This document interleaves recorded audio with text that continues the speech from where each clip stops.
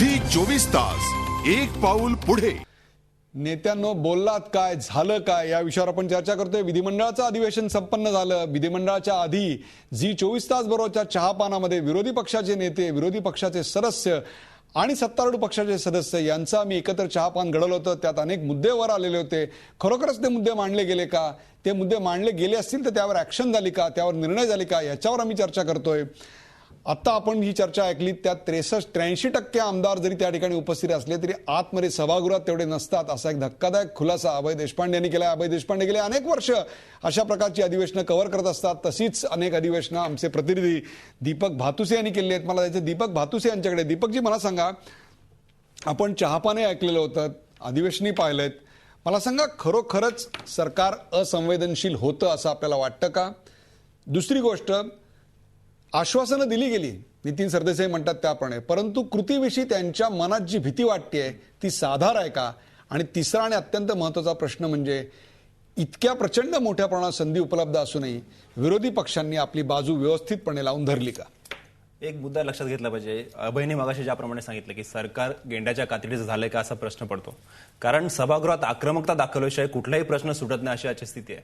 विरोधकांनी गोंधळ केला, घोषणाबाजी केली तर सरकार विरोधकांना सिरियस घेतं, असं गेले अनेक अधिवेशन आपण पाहिलेलं आहे. या अधिवेशनात जे चित्र दिसलं, विरोधक पहिल्या दिवशी मंत्रालयाचा जो आगीचा मुद्दा होता त्यावेळेला विरोधकांनी जी आक्रमकता दाखवली तो टेम्पो विरोधकांना पुढे ठेवता येणार नाही. मग कुठलाही मुद्दा असो, वाळूचा असो, स्त्री भ्रूण हत्या असो, हे सांगताय तो टोलचा मुद्दा तर शेवटच्या दिवशी आला. या सगळ्या मुद्द्यावर जी आक्रमकता विरोधकांकडनं हवी होती ती आक्रमकता आली नाही. त्यामुळे सरकारने त्या मुद्द्यांना सिरियसली घेतलं नाही, असं साधारणतः चित्र आहे. आपण ह्या अधिवेशनाची तुलना जर मागच्या अधिवेशनाशी केली तर मागच्या अधिवेशनं अनेक विरोधकांनी गाजवलेत, अनेक प्रश्न अशा प्रकारे हाऊस बंद पाडून मार्गी लावलेले आहेत. परंतु या अधिवेशनात ती आक्रमकता न दिसल्यामुळे सरकारने अनेक प्रश्नांना बगल दिली. दुसरा मुद्दा, सरकारच्या संवेदनशीलता जो तुम्ही उपस्थित केलात, कुठल्याही गोष्टीचं आश्वासन सरकार वेळ मारून नेण्यासाठी विधानसभेत देतं असे चित्र आहे.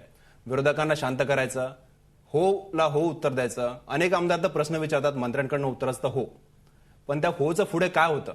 म्हणजे एक प्रकारे नितीन सरदेसाई म्हणतात ते अतिशय 100% खरं आहे की मराठी शाळांच्या तुकड्या वाढवणार असं सांगण्यात आलं, परंतु खरोखरच त्या वाढतील का याच्याविषयी त्यांच्या मनामध्ये साशंकता आहे. ती साधार आहे असं आपल्याला वाटतं? साहजिकच आहे. आपण बघितलं तर सरकार अगदी आरोग्यमंत्री सुरेश शेट्टींचा मुद्दा घेतला, 302 कलम लावण्यासंदर्भात त्यांनी जो प्रस्ताव केंद्राकडे पाठवण्याचं उत्तर दिलं.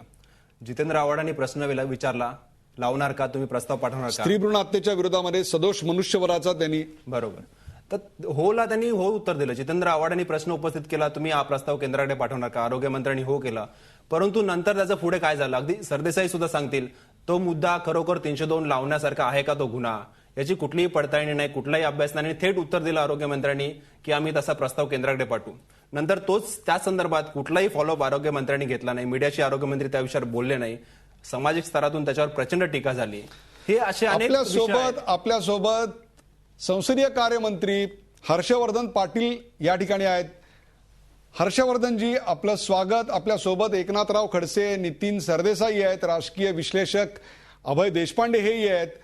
चर्चेचा एकूण सूर असा दिसतोय की विरोधकांनी मुद्दे मांडले, परंतु सरकारनं दिलेल्या आश्वासनांवर अंमलबजावणी होईल का, अशा प्रकारचा एक सूर या ठिकाणी होते. आणि त्याहीपेक्षा दुसरं म्हणजे कमजोर विरोधकांमुळेच सरकारचं फावलं. अनेक प्रश्नांवर चुकीच्या बाजूनं सरकार होतं, दुष्काळाची चुकीची माहिती सरकारनं दिली, अशा प्रकारचे आरोप होत आहेत. सरकार असंवेदनशील आहे असा आरोप एकनाथराव खडसे यांनी केलेला आहे. काय सांगाल आपण? एक तर हे संपूर्ण अधिवेशनामध्ये अनेक विषयावरती चर्चा करण्याची संधी आणि विरोधी पक्षांनी आपली भूमिका बजावण्याचा प्रयत्न केला. सरकारच्या वतीने सुद्धा अतिशय सकारात्मक उत्तर देण्याचा प्रयत्न आम्ही केलेला आहे.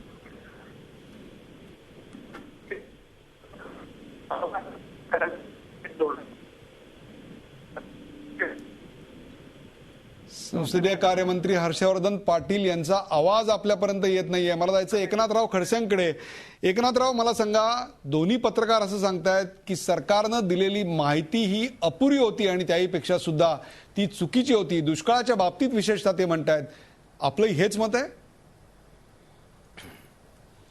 नाही, अपूर्ण माहिती होती हे तर आहेच. ठोस कार्यवाहीचं आश्वासन नव्हतं.